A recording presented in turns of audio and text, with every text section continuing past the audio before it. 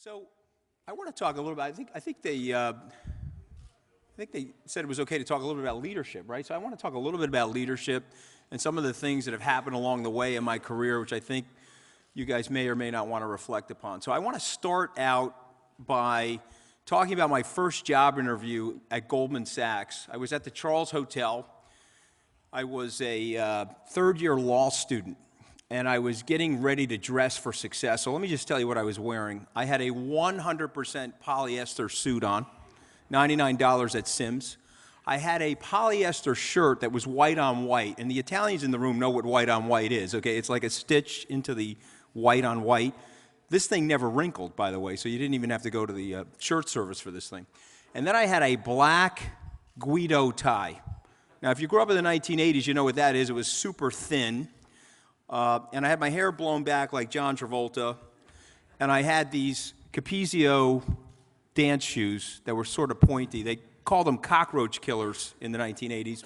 And so there I was. I strolled into the Charles Hotel, went up the elevator, sat waiting for the interview. The two Goldman Sachs partners walked out. Anthony, yes. I sat down. I gave the interview. It was a woman and a man. The guy from Goldman comes out of the room. He puts his arm around me. He goes, hey, listen, he goes, you're a really smart kid, but you are the worst dressed person that we've met at the Harvard Law School.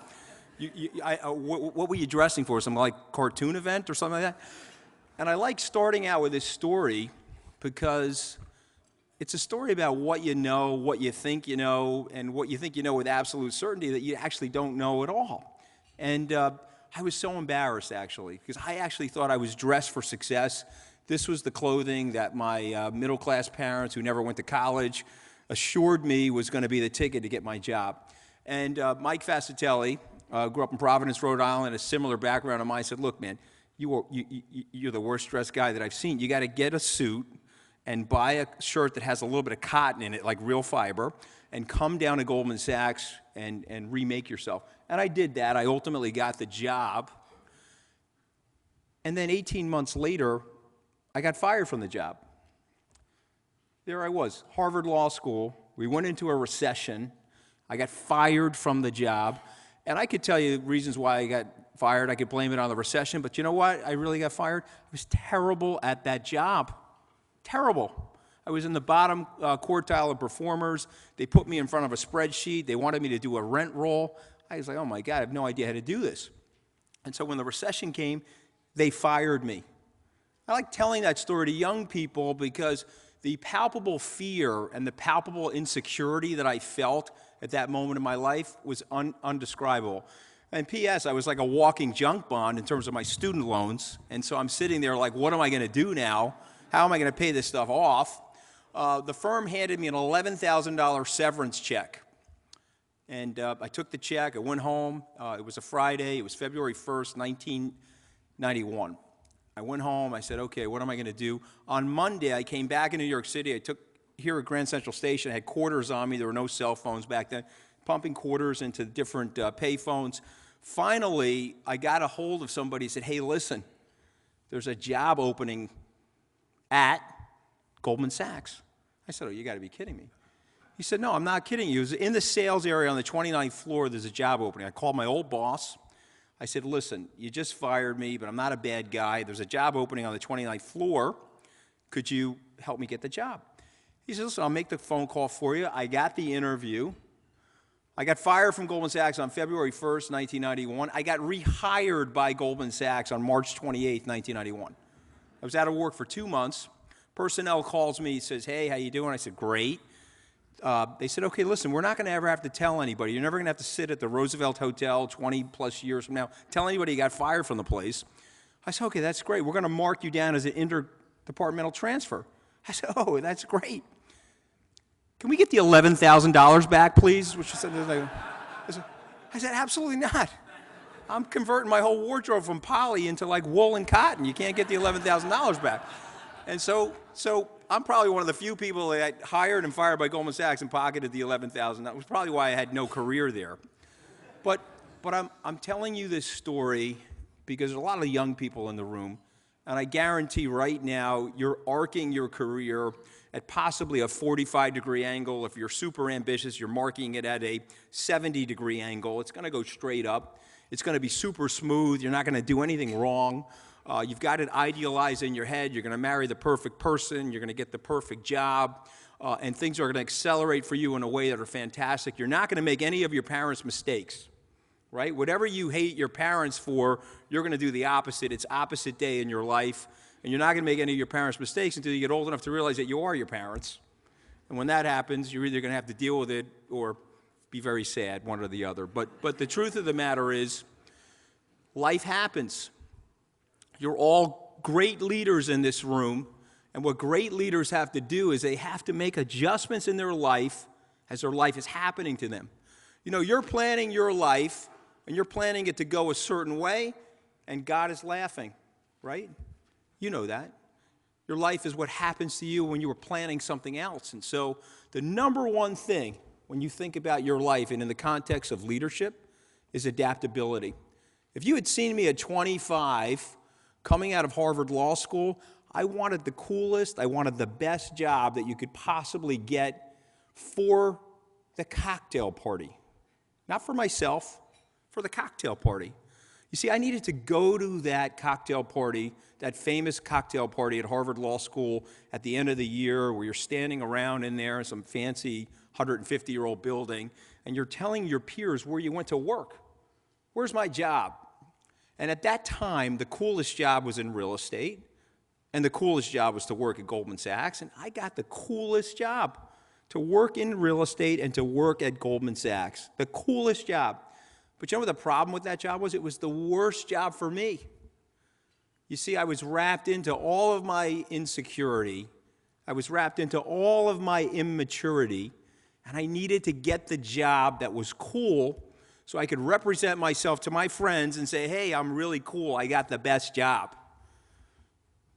But then I got fired from that job.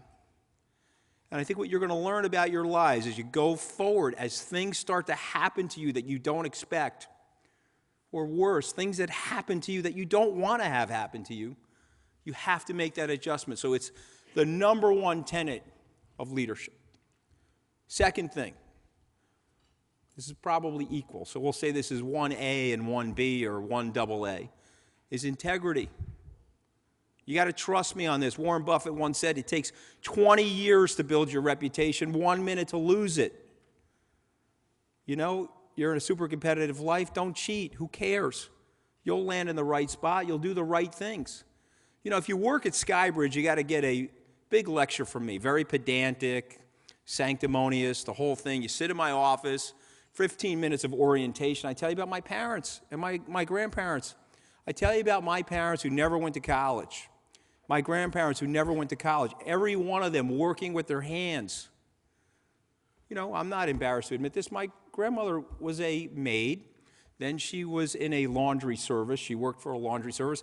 Then she worked at the high school cafeteria in my hometown. Can you imagine the Italian food coming out of that place? It was probably the best restaurant in Long Island, that high school cafeteria, okay? But she worked with her hands. And my dad was a laborer.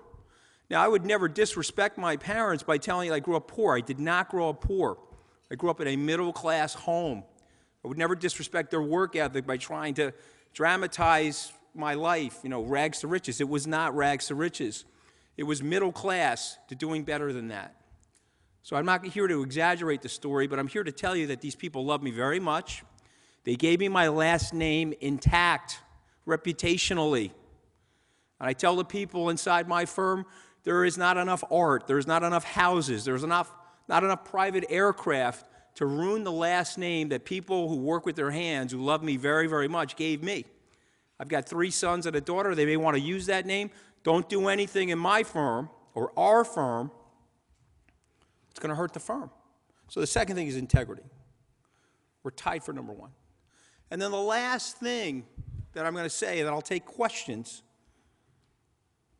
is about who you are as a person. Are you a me person, or are you a I person? Or are you a we person and an our person? Watch your pronouns in life. You want to run a company? You got to serve the people inside the company. When I was 23 years old, I was working for a lawyer out in Southampton. And, I knew everything at 23. I was super, super smart. I mean, there was nothing you could ask me that I didn't know the answer to. And he said to me, okay, what do you want to do, son? I said, I'm going to have my own business. He said, yeah, you're going to have your own business? Yes, sir. He said, why are you going to have your own business? Because I'm going to be my own boss. I'm going to control my own destiny. I'm not going to take orders from everybody. He laughed in my face. He said, what do you think? When you have your own business, you don't have customers? You're always going to have a boss. You're always going to have somebody that you're serving. And he said, let me tell you something. If you're going to run your own business, you know the people you're going to have to serve the most are the people that are working inside that organization. You got to get it in your head right now. You want to be a leader? You got to get it in your head right now. Worry about the people around you and their success more than your own. Build them up. Figure out ways to help them. I know someone's doing a great job at SkyBridge. When another person walks into my office, they turn to me and say, hey, Bram is helping me with my career. He's raising me up. Then I know he's doing a great job. Watch your pronouns. It's we. It's our. It's not me and I. You don't want to be the Alex Rodriguez of your life. You want to be Derek Jeter. I don't mind picking on A-Rod. I got a lot of A-Rod stories. If someone asks me about them, I'll tell you. But, be a team player. Serve people. Have integrity. Adapt yourself to what is going to happen in your life, which is not what you expect. Get over yourself. Figure out a way to be happy no matter what happens. Okay, I'm done with my form. Was that dramatic enough? I was trying to make it very dramatic. I'm done with my formal remarks. You have one question? Okay, yeah. I got time for one question. I want to stay on time, so go ahead. Anybody have one question? Talk about SALT real quickly. Okay, so just real quickly, how many people were you inviting to SALT? 10? Okay, so just real quickly, our conference is in Las Vegas on May 5th to the 8th. I'm pretty sure we're inviting 10 people like we did last time from this group. And so I don't know exactly what the qualifications are, but it'll be a lot of fun. If you attended it last year, which I know a lot of you guys did, it was a lot of fun. We have Chairman Ben Bernanke coming. Mikhail Gorbachev is coming this year with Secretary Rice. Condoleezza Rice is going to interview him. Richard Branson is going to be there. Generals Keith Alexander from the NSA and General Petraeus, who's formerly from the CIA, are also going to be in town with us. And then lastly, and I'll walk off the stage with this, is One Republic is going to do the concert for us this year. So I hope you guys join us. Thank you guys very, very much.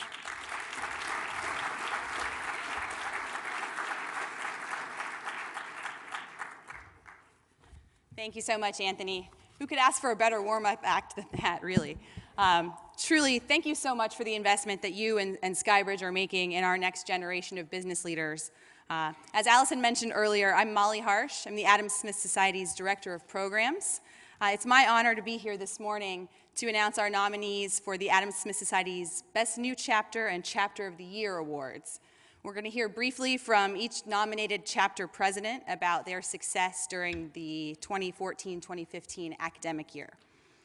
And as Anthony alluded, the leadership teams from the winners will receive an all-expense-paid trip to the SALT conference. So it's a pretty great award, and again, we thank you. So it has, just briefly, I guess I'll just tell you the criteria to be nominated for these awards. We look for excellence with recruitment success and chapter growth, including building out the presence of the Adam Smith Society on campus and implementing thoughtful succession plans. Second, we require that they host successful events that include a variety of formats and types of speakers. We love it when they think outside the box to augment our minimum requirements of 4 events per year by partnering with other clubs on campus or in other ways widely promoting their programming. And finally, we look for chapters who secure ongoing and new faculty or administrative support for their chapter.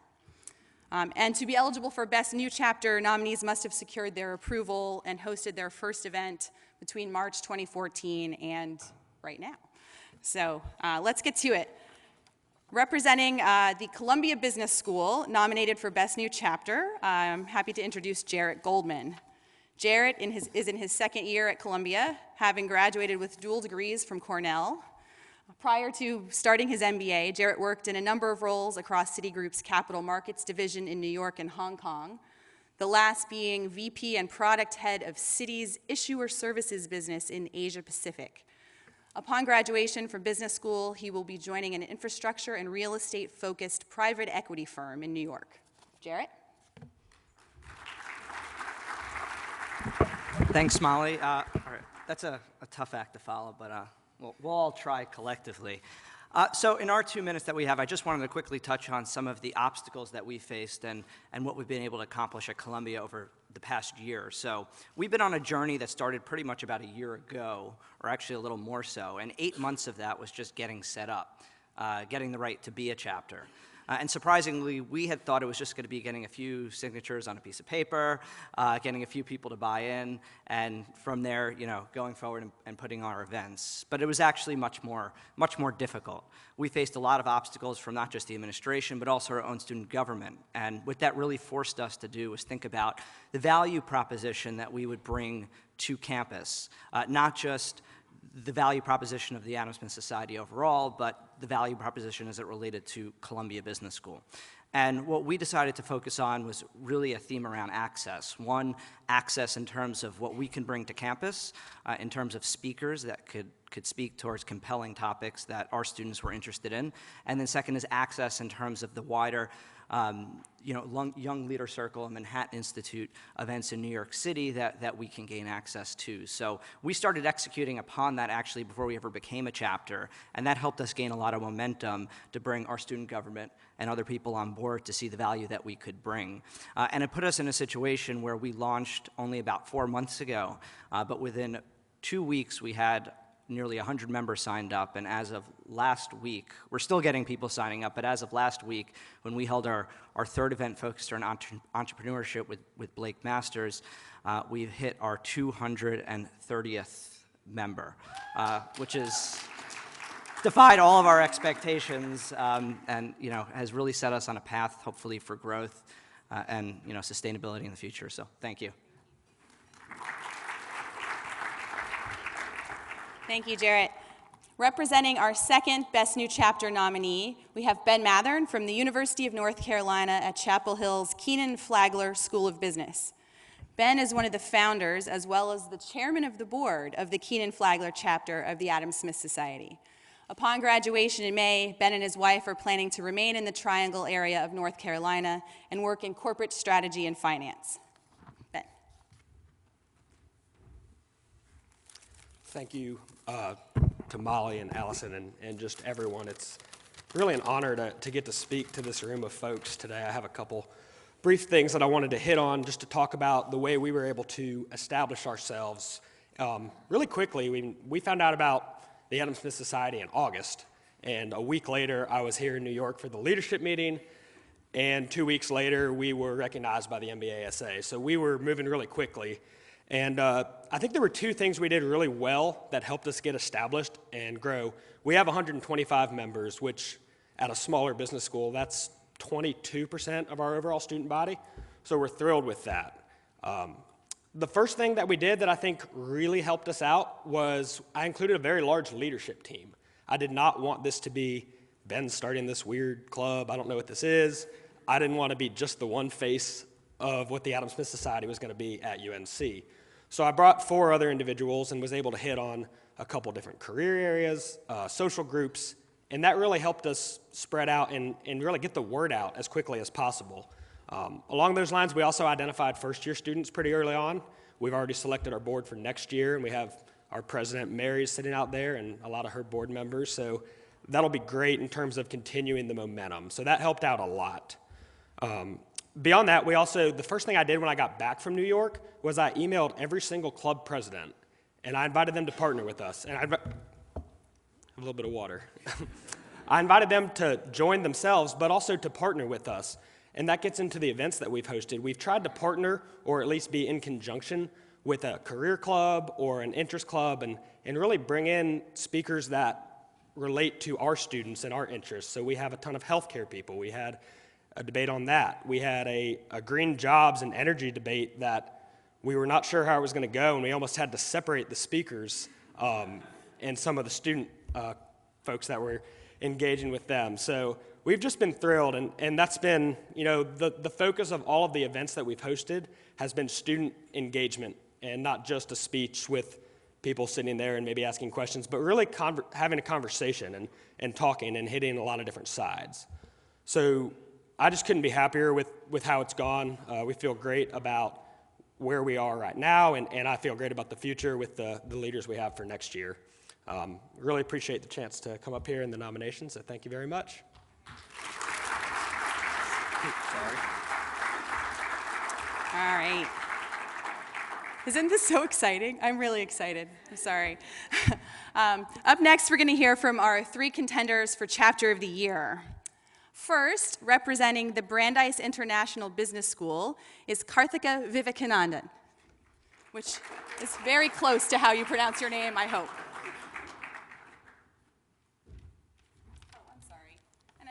Her bio, which is actually very impressive. Karthika is a second-year MBA candidate and the co-president of the Brandeis Adam Smith Society chapter. She has more than 5 years of experience in capital markets and consulting risk management. An avid traveler, Karthika holds a bachelor's degree in business from the University of Colombo and has completed levels 1 and 2 of the Chartered Financial Analyst certification. Her areas of interest are strategy and risk management. I was so worried about getting through your name. That's all right. You did a good job. Thank you, Molly. Ladies and gentlemen, good morning. It is with deep appreciation and a sense of honor that I speak before you today. The Brandeis chapter was formed in mid-2013. The key question then was, how do we find our niche? How do we find our place in a business school that had about 10 well-established business clubs? How do we appeal to a student body where almost 70% of our students are international, with many of them here in the United States for the first time? We have student representation from every nook and corner of the world. Just in my 2 years, I've met students not just from the BRIC countries, but from all over Asia, from Mongolia, Vietnam, Taiwan, Afghanistan, to the African continent, from Nigeria, Kenya, Ghana, Senegal, to the Middle East, Saudi Arabia, Iran, Israel, to the former USSR countries, to Europe, to Latin America, and the list goes on. And if I may, I want to throw in my home country, Sri Lanka, into the mix as well. Each of our students bring with them their perspective of capitalism and their views about the links between the economy, government, and society, all of which underscored by their realities in their home countries. And so when I, along with the board, took over just last year, our priority was to tap into that rich resource and to be a catalyst between them and the deep intellectual powerhouse in the form of the Manhattan Institute for Policy Research. Our programs ranged from field trips to book reviews to debates. The trip to Wall Street just last October was an interesting experience for the Brandeis cohort, particularly for those who aspire for a career there. Our luncheon with Adrian Wooldridge, the managing editor of The Economist magazine, brought about a discussion on the role of a state in a free market society. And most recently, the debate titled, "Does Capitalism Have a Future?", which was moderated by the dean of our business school, Bruce Magid, brought about diverse viewpoints from all quarters at school. The 2 debating teams, comprising of both students and professors, argued their case to an audience of students, faculty, school administrators, who ultimately had the say in determining the winning team through an online voting system. So what has been the results for the Brandeis chapter? Our registered member base has grown to just over 100 in a second year of operation, and we are now considered one of the top 3 most active clubs on campus, if not the most active. And we are the only club that has garnered the active involvement of multiple stakeholders at the business school, ranging from the students, the dean, the school administrators, the professors, and even an on-campus research institute, namely the Perlmutter Institute for Global Business Leadership. From an embryonic club in our first year, we have now grown to have our own voice and place at the Brandeis International Business School. We couldn't have done it without the help of many people. To our members for their enthusiasm and for always being there. To the dean, faculty, and school administrators for always being willing to listen and participate. And of course, to the Manhattan Institute for Policy Research for always being a collaborative partner. We are humbled by this nomination and profoundly appreciative of being recognized this way. Thank you, everyone.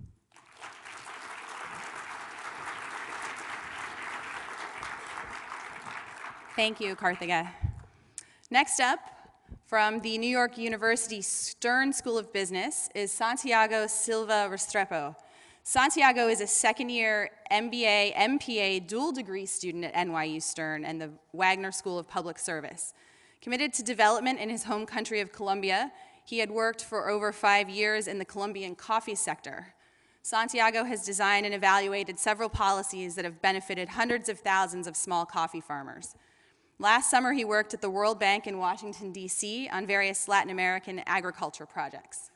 He will spend next summer working at a consulting firm in Brazil. Santiago?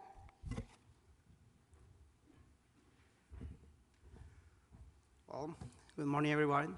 I'm very happy to be here with you. Let me tell me a little bit about our chapter. This is the second year the Smith Society was founded in NYU Stern. It was a huge challenge because we used to be a small club. We were 50 people. So we began leveraging from other clubs like the Emerging Market Association, Latin American Business Association, and other clubs that are have a bigger momentum than us. We leveraged with them in the beginning with a couple of events. We have great events. We focus at bringing amazing speakers. Like we brought the Minister of Finance of Portugal. We brought the Minister of Finance of Colombia. We brought Michael Spence, who is a Nobel Prize, laureate Nobel Prize. We are bringing Robert Engel, who is also a Nobel Prize. He's coming in April 9.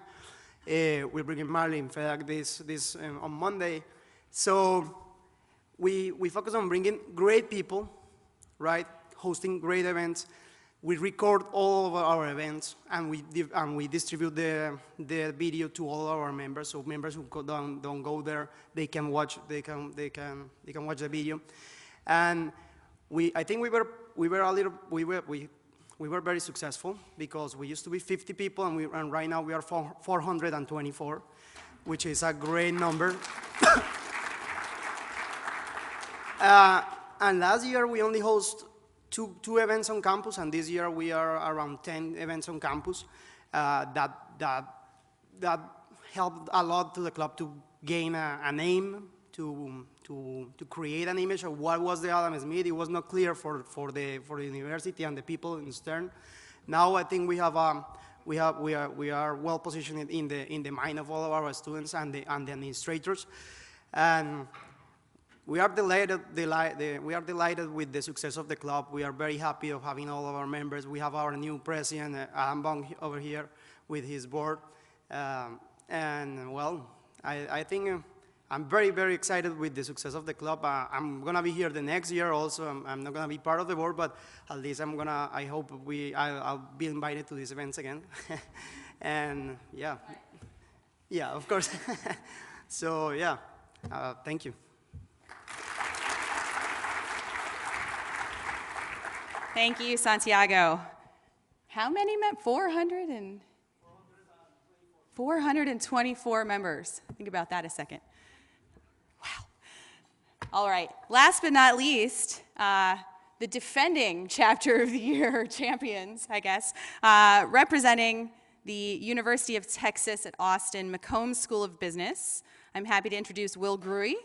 A second year at McCombs, originally from Dallas. Will cut his teeth working in business development in Europe. After graduation, he'll join Infosys Management, consulting in their oil and gas-focused Houston office. He also has an amazing beard. Ladies and gentlemen, Will Gruy. Thank you very much. Austin tends to rub off on you after a while. First, I'd just like to thank everyone for being here, especially to our organizers. and sort of working off what Anthony said, this section we're talking about the chapters of the year, new chapters, but it's really every chapter, we're some of the parts this club, this organization is, so thanks to every chapter. First, I'd like to talk about what we're doing. What's the purpose? It's to further the mission statement, which is to preserve and strengthen the free market economic system, namely through discussion and debate. So the discussion debate part is what we at UTEX is really focused on. How can we get people to talk about these topics? Not all the time, but just sort of in the general conversation. How do we infuse these sort of discussions into just normal social conversations? So we really focus on hosting debates and discussions that would involve students directly. This is particularly important for us because as young professionals, we think that it's us who are shaping the political environment and the private and public sectors that we exist in today. We had a couple debates that were really good, like film screenings that worked quite well with panel discussions. And there are hurdles, of course, to organizing these sorts of debates. Students are, at least at first, maybe not super excited about macroeconomic discussion and political theory, but that changes quickly once you get into the discussion. And of course, things can become politicized, which makes discussions much more difficult. So in order to overcome these hurdles and get to our objectives, we really focused on framing and on the context of various events that we organized. And we were able to do this successfully, looking at debates on things like America's Energy Future with Robert Bryce, Colin Meehan of First Solar, and by some people from the Austin Technology Incubator. We also held a discussion groups with GWIB, which is the Graduate Women in Business, on the IMF's recent strong push towards gender equality as an economic issue, not just a social one. We've hosted screenings of the IQ Squared debate with Scott Winship and Edward Kennard, who are here today.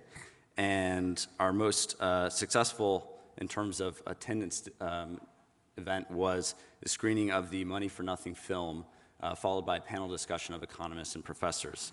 The Money for Nothing film is about Fed intervention in the housing crisis, and so very, very poignant onto what we're about. And also we involved other societies like the Graduate Real Estate Club. Throughout these events and collaborations, and most importantly, the enthusiasm of our members, we were able to further our mission and have a successful year. At University of Texas, our school motto is, "What starts here changes the world." And we really tried to do that through the Adam Smith Society this year. So thank you very much. Thank you.